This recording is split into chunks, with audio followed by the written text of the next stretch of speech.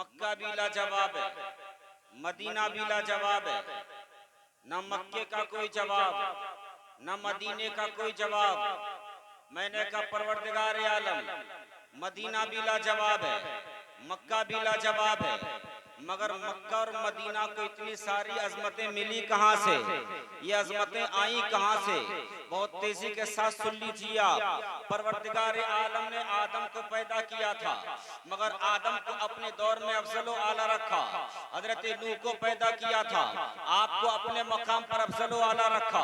हजरत जकरिया को पैदा किया, आपको अपने मकाम पर अफजलो आला रखा। हजरत यहया को पैदा किया, उनको उनके मकाम पर अफजलो आला रखा। यूं समझिए और परवरदिगार आलम ने हजरत सुलेमान अला नबीना को पैदा किया, उनको उनके मकाम पर अफजलो आला रखा। हजरत मूसा कलीमुल्लाह को पैदा किया, उनको उनके मकाम पर अफजलो आला रखा। हजरत ईसा रूहुल्लाह को पैदा किया, आपको अपने मकाम पर अफजलो आला रखा। अब आओ मदीने वाले की बारगाह में, या मुस्तफा जान रहमत करमल्लाहु वजहुल करीम, परवरदिगार आलम ने आपको पैदा किया।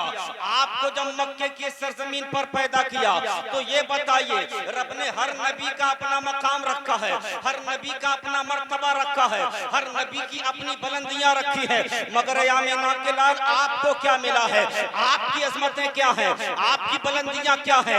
आपकी रिफतें क्या है? तो परवरदिगार आलम का महबूब कहेगा, अरे ये सवाल मुझसे मत पूछो, बल्कि कुरान अजीम से पूछो, रब के कुरान से पूछो, खुदा के कलाम से पूछो। मैंने कहा चलो खुदा के कलाम की बारगाह में चलते हैं। ऐ परवरदिगार आलम, तू ही फैसला फरमा दे। तो रब का कुरान फरमाता है, ला उक़सिमु बिहाज़ल बलद व अंत हिल्लुम बिहाज़ल बलद।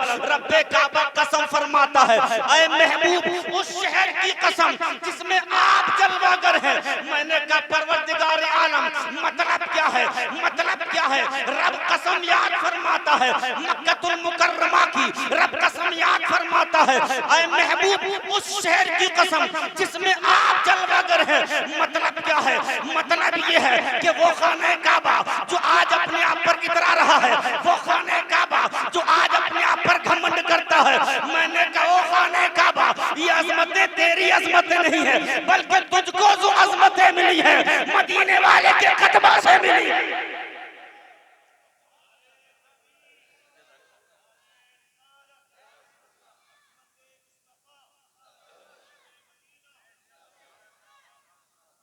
तो उसी मदीनतुल मुनव्वरा और उसी मक्कतुल मुकर्रमा की सरजमीन पर हजरत कारी ज़हीर साहब हाजिरी देने जा रहे हैं।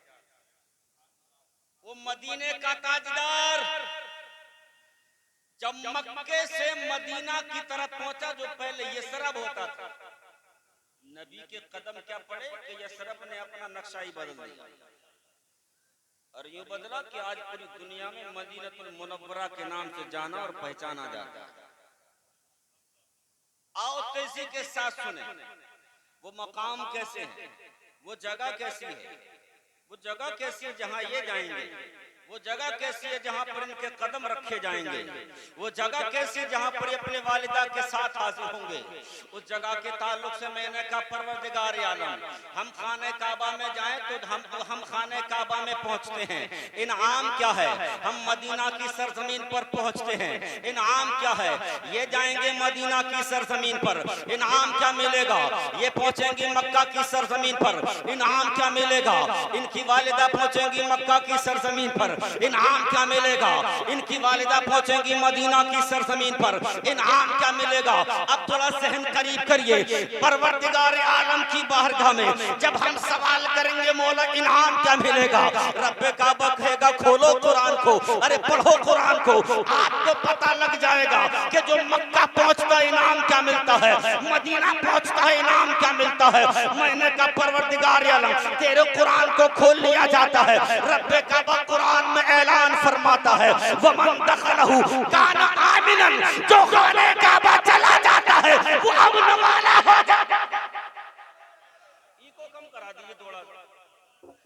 जो मक्का चला जाता है, रब फरमाता है वमन दखलहु काना आमिनन, जो उस में यानी खाने काबा में दाखिल हो जाता है, अमन वाला हो जाता है।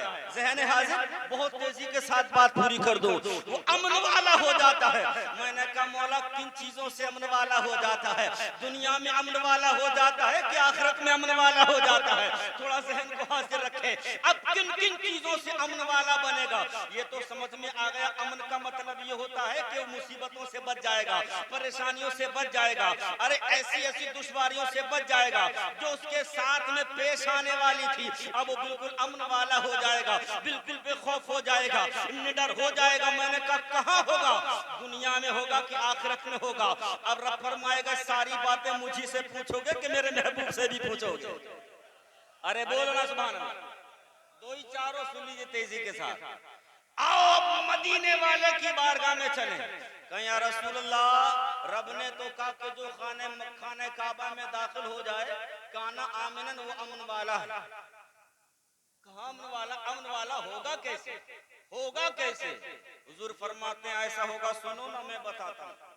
जब बंदा उम्रे की नियत से या हज की नियत से खाने काबा की तरफ को चलता है, खाने काबा की ज़ियारत के लिए निकलता है, हुजूर फरमाते जिस ऊंटनी पर वो सवार होता है, ऊंटनी जैसे ही अपने कदम को उठाती है और कदम जमीन पर रखती है, अल्लाह ताला एक कदम के बदले में उस जाने वाले के लिए एक नेकी अता फरमाता है, एक गुनाह मिटा देता है और इसके साथ साथ एक दर्जा भी बुलंद फरमा देता है।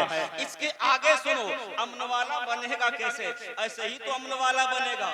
अभी कल को कारी ज़हीर साहब ये घर से निकलेंगे, अपना पहला कदम दरवाजे से बाहर निकालेंगे, अल्लाह ताला नेकियों की बौछार शुरू फरमा देगा। ये कदम उठाते जाएंगे, मौला नेकियां अता फरमाता जाएगा। इनके जितने कदम चलेंगे अल्लाह नेकियां अता फरमाता जाएगा। इनके कदम बढ़ते जाएंगे, नेकियों में इजाफा होता जाएगा। अब ये जब हजरत कारी ज़हीर साहब मक्कतुल मुकर्रमा की जानिब को रवा दवा होंगे, इसी उम्रे के फलसफे को समझ लीजिए। उम्रा करने जाते ही क्यों है हम लोग? मदीने वाले आका फरमाते हैं जब एक हाजी हज करने वाला या एक मोतमिर उम्रा करने वाला जब मक्के की सरजमीन पर पहुंचता है, सबसे पहले क्या करता है? सबसे पहले उम्रा अदा करता है। और उम्रा करने से पहले जब वो खाने काबा के दरवाजे में इंटर होता है तो जो पहली नजर होती है खाने काबा पर पड़ती है, बड़ी लाजवाब नजर होती है। प्यारों, बड़े बड़े अक्षर, बड़े बड़े पत्थर दिलों के दिल पिघल जाते हैं, उनकी आंखें डबडबा जाती हैं। क्यों ना डबडबाए? खाने काबा का मंजर इतना सुहाना है, खाने काबा ही इतना प्यारा है। जब पहली नजर पड़ती आंखों में आंसू आ जाते हैं। यही वो खाना काबा है जिसके लिए हम मचल रहे थे, यही वो खाना काबा है जिसके लिए हम बेचैन बेकरार थे, यही वो खाना काबा है जिसके ताल्लुक से लोगों की ज़बानी सुना करते थे। अब उस खाना काबा के अंदर जब एक मोतमिर पहुंचता है, एक उम्रा करने वाला पहुंचता है, सुनो मुस्तफा जान रहमत फरमाते हैं एक बंदा अमन वाला बनता कैसे है? अमन वाला कैसे बनता है? जब एक उम्रा करने वाला खाना काबा के अंदर पहुंचा, खाना काबा के अंदर पहुंचने के बाद इसकी नजर खाने काबा पर पड़ी है। अल्लाह रब्बुल इज्जत ने जब इसकी नजर खाने काबा से टकराई थी, जब नजर खाने काबा से टकराई थी, नजर तो खाने काबा की दीवार पर पड़ी थी, मगर रब्बे काबा ने इसकी नजर खाने काबा पर पड़ते ही इसके गुनाहों को मिटाना शुरू फरमा दिया था, इसके गुनाहों को खत्म करना शुरू कर दिया था। अब सुनिए तवज्जो के साथ, मदीने वाले फरमाते हैं जब एक उम्रा करने वाला उम्रा करता है, खाने काबा के कितने चक्कर लगते हैं? बताइए तेजी के साथ। 7 चक्कर लगते। कितने? 7 चक्कर। बोलिए ना सुभान अल्लाह। और बताइए मेरे साथ कितने चक्कर?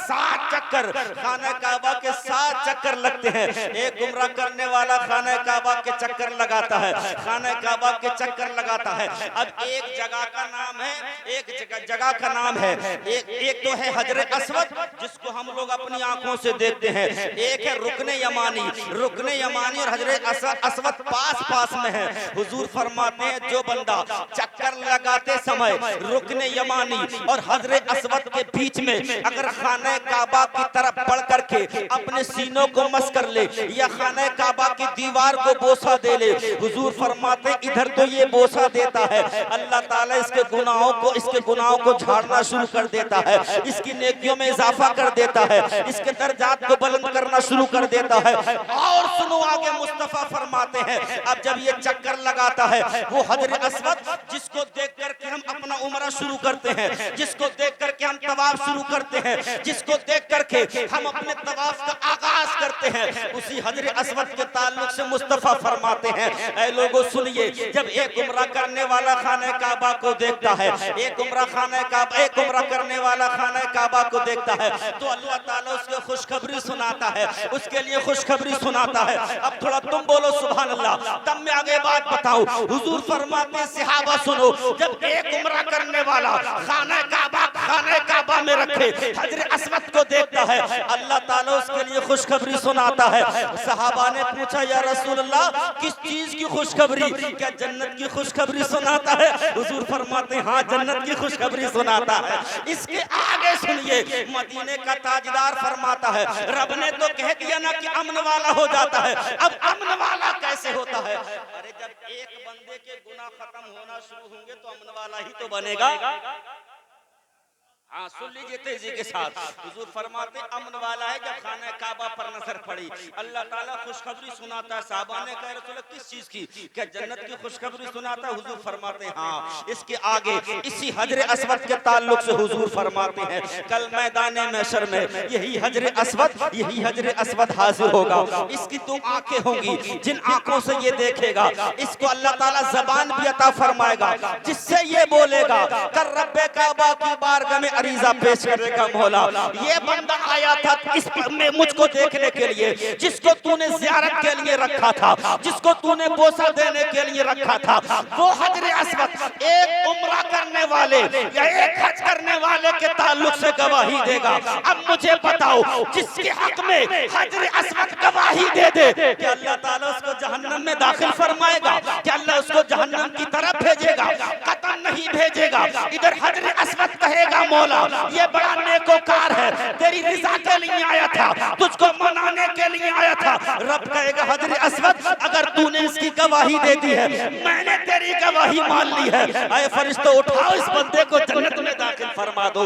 और सुनिए तवज्जो के साथ, मेरे आका फरमाते सुनिए, जब एक उम्रा करने वाला खाने काबा का तवाफ करता है, खाने काबा के चक्कर लगाता है, जब 7 चक्कर पूरे लगाता है, इससे पहले एक बात और सुन लीजिए तेजी के साथ, एक बंदा अगर अल्लाह की रिजा के लिए अगर एक गुलाम का हाथ आजाद करता है तो अल्लाह ताला उस आजाद करने वाले के हाथ को जहन्नम से आजादी अता फरमा देता है। यानी आजाद करने वाले का हाथ जहन्नम में अरे जाएगा, जलेगा नहीं जलेगा। अगर कोई बंदा किसी गुलाम का सर आजाद करता है तो आजाद करने वाले का सर अल्लाह ताला जहन्नम से आजाद कर देता है। अगर कोई पैर आजाद करता है तो अल्लाह जहन्नम से उस आजाद करने वाले के पैर को आजाद कर देता है। यानी कि यूं कहा जाए तो बेजा नहीं होगा, अगर कोई बंदा अल्लाह को मनाने के लिए, अल्लाह की रिजा के लिए पूरे गुलाम को आजाद कर देता है तो अल्लाह ताला इस आजाद करने वाले को जहन्नम से आजाद कर देता है। अब सुनो मुस्तफा की हदीस, आओ मुस्तफा की बारगाह में। मुस्तफा फरमाते हैं जब एक उम्रा करने वाला, एक हज करने वाला खाने काबा के 7 चक्कर लगा देता है, 7 चक्कर घूम लेता है, 7वें चक्कर में अल्लाह रब्बुल इज्जत उस उम्रा करने वाले को एक गुलाम आजाद करने का सवाब अता फरमाता है।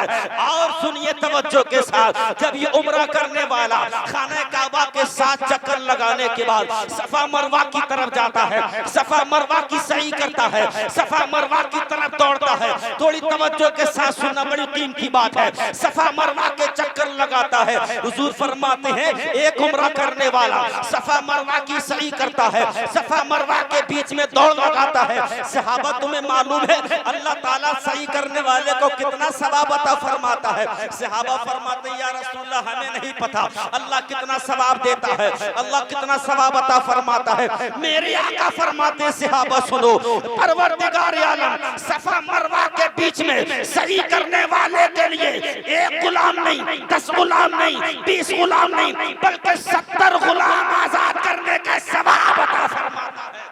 बताओ नारे तकबीर, नारे रिसालत, नारे गौसियत। एक गुलाम आजाद करने पर अल्लाह ताला उस आजाद करने वाले को जहन्नम से आजादी फरमा देता, जहन्नम से आजाद फरमा देता है।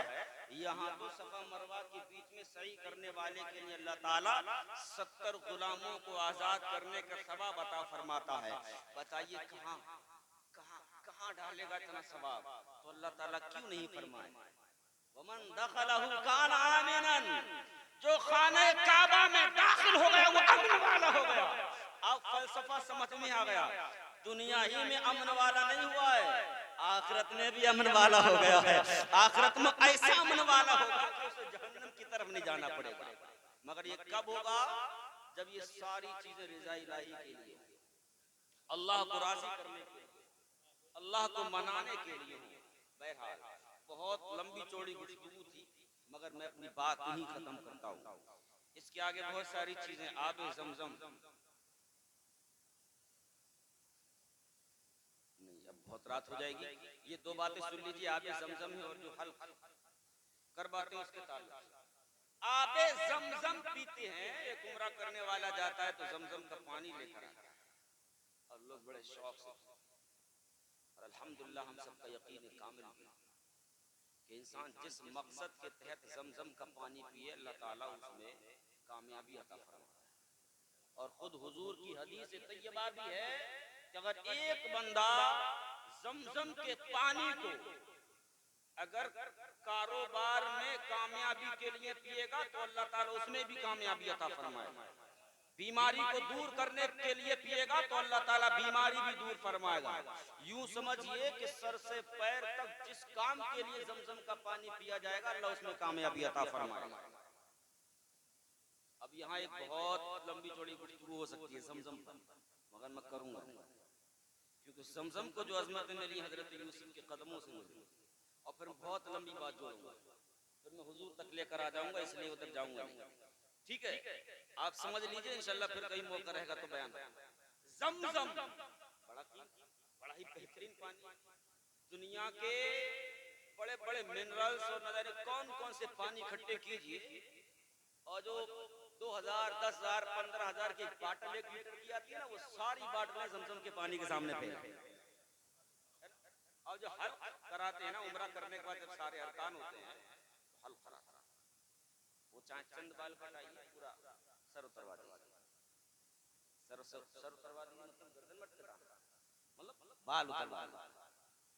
हुजूर फरमाते हैं जब एक मोतमिर, एक उम्रा करने वाला जब अपने सर से बाल उतरवाता है, जितने बाल जमीन पर गिरते हैं अल्लाह ताला हर बाल के बदले में नेकियां अता फरमाता है, और उतने ही गुनाह मिटा देता जितने बाल होते हैं। और बताओ, हर बाल के बदले अल्लाह ताला कल मैदान महशर में नूर अता फरमाएगा, नूर अता फरमाएगा। अब मुझे बताओ, इतना बड़ा सवाब उम्रा करने में है तो भाई कौन नहीं चाहेगा कि मैं उम्रा करना चला जाऊं? कौन नहीं चाहेगा कि मैं उस दयारे मोहब्बत में चला जाऊं? ये तो बस नसीबे की बातें हैं कि जिसका मुकद्दर होता है जाता वही, उसको मुस्तफा याद फरमा ले जाता वही। मगर वाह सुभान अल्लाह, इनके कारी साहब चले गए हमारे हाथ। मैं कल ये जब विदा वहां से रुखसत होंगे, विदा नहीं, जब वहां से रुखसत होंगे तो शायद मैं ना हूं वहां पर, यही तो समस्या बन रही है। जरूरत तो वो कारी नाम हक साहब ने प्रोग्राम रख लिया। तो मैं बता दूं कि जितना सवाब मैंने उम्रा करने वाले के ताल्लुक से बयान किया, उतना ही सवाब जो उम्रा करने के लिए भेजता है उसके भी नाम अमाल में अल्लाह ताला लिखता है। अब वो होते तो फिर माशाअल्लाह बहुत लुत्फ आता। यानी जो जो हदीस तैयबा मैंने बयान की, जिसके जितने हकदार ये हैं उतने हकदार वो भी। सुभान अल्लाह। बताइए, जब अल्हम्दुलिल्लाह इस नाचीज को भी कोई भेज चुका है उम्रा कराने के लिए, एक सवा साल हो गया मुझे। जब मैं गांव से जा रहा था, सुबह को जब मैं निकला तो हमारे चंद गांव के लोग थे, उन्होंने मशवरा किया, नहीं हजरत आपको गांव में घूमना पड़ेगा, क्योंकि जब कोई हमारे बस्ती का, यहाँ का तो मुझे पता नहीं, मगर हमारे गांव में ये है कि जब कोई, मैं तो खैर ऐसा आदमी जो पढ़ा लिखा होता है जब जाता है तो थोड़ा आदमी उसको तरजीह ज्यादा देता है। फिर मैं जा रहा था तो लोगों ने बिल्कुल हाथों हाथ लिया और पूरे मोहल्ले में मुझे घुमाया। तो कोई, मैं बता रहा हूँ आपको, इसलिए ये मत समझ रहा कि पता नहीं क्यों बता रहा, जो मेरे साथ घटाल बता। जब मैं घूमा तो तमाम गलियों में सारे लोग, जो सुबह का वक्त सब घर पर, सब अपने अपने दरवाजे, अपने अपने हिसाब से सब लोग स्वागत कर रहे हैं। जब मैं घूम कर आया, जब घर आया दोबारा से बैग वगैरह उठाने के लिए, तो मेरे पास दो जेबें थी और दोनों जेब इतनी खुली खुली, जिसके हाथ जो लगा 150। अब मैंने आखिर में सोचा, इतने सारे लोगों ने दिए कि, कोई बोला था दाने डाल देना, कोई बोला था हमारी तरफ से आप ले जाइए, कोई बोला था हमारी तरफ से ये करा देना, कोई न्याज करा देना हुजूर के लिए, ये वो, बहुत सारे अपने अपने होते हैं। दिल में ख्वाहिश होती है कि कम से कम हम पहुंच नहीं पा रहे हैं तो हमारा नजराना कुछ पहुंच जाए, जाने वाले के काम आए। तो आखिर में मैंने सोचा, यार इतना लोगों ने दिया है, ये कैसे कैसे होगा। तब मैंने दिमाग मारा, मैंने वहरे देने वालों, चालाक अगर कोई हो तो तुम सा हो, चतुर हो तो तुम सा हो। मतलब जब मैं निकल रहा था तब मैंने कहा, बस्ती वालों तुम्हें पता था कि निजामुद्दीन उम्रा करने जाएगा, अल्लाह ताला कदम कदम पर नेकियां अता फरमाएगा। ना सिर्फ निजामुद्दीन, कोई भी उम्रा करने वाला रिज़ा इलाही के लिए जब निकलता है, अल्लाह नेकियां अता फरमाता है, बेशुमार नेकियां अता फरमाता है। अब उन देने वालों ने सोच लिया कि ये सवाब सिर्फ निजामुद्दीन को क्यों मिले, हमें क्यों ना मिले, इसलिए वो भी शरीक होते चले गए। मौलाना साहब जा तुम रहे हो, सवाब हमको भी चाहिए, जा तुम रहे हो, सवाब हमें भी मिलना चाहिए। किसी ने 100 दिया, किसी ने 50 दिया, खाने काबा की सरजमीन पर पहुंचा। जिन लोगों ने जेबों को भरा था, याद रखना प्यारो, मेरी ज़बान रुक ना सकी। मैंने कहा, मौला तेरे तैयार में ये निजामुद्दीन आया है, न जाने कितनों की दुआएं लेकर आया है, न जाने कितनों की हाजतें लेकर आया है। मौला निजामुद्दीन की हाजत बाद में पूरी करना, पहले अता करने वालों, ये अतियात देने वालों की हाजतों को पूरा फरमा दे। अल्लाह अल्लाह मुसलमानों, यहाँ समझ में आता है कि कारी इसरार बेवकूफ आदमी नहीं, बहुत चालाक है। मैं ये जो बात बता रहा हूँ, कारी इसरार की वजह से बहुत चालाक है, बैठे बैठे पूरा सवाब हासिल करना चाहता है।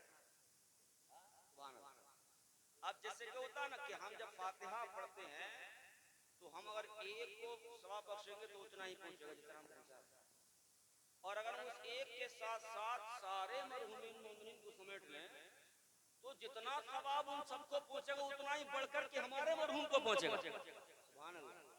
तो यही तो है, यही तो हाल यहाँ है। बहरहाल बहुत सारी गुफ्तगू है मगर वो करने के वक्त नहीं है, 2:30 बजने जा रहे हैं, पता नहीं मेरा। अच्छा ये देखिए, अल्लाह ताला हम सबों को वो जज्बा, वो शौक अता फरमाए कि अल्लाह ताला कभी हमें अमवाल से नवाजे, पैसों से नवाजे, तो अल्लाह ताला हमें भी वो तौफीक दे कि हम भी उसके दयार की ज़ियारत फरमाएं। आमीन सुम्मा आमीन। अल्लाह रब्बुल इज़्ज़त, कल ये कारी ज़हीर साहब जा रहे हैं।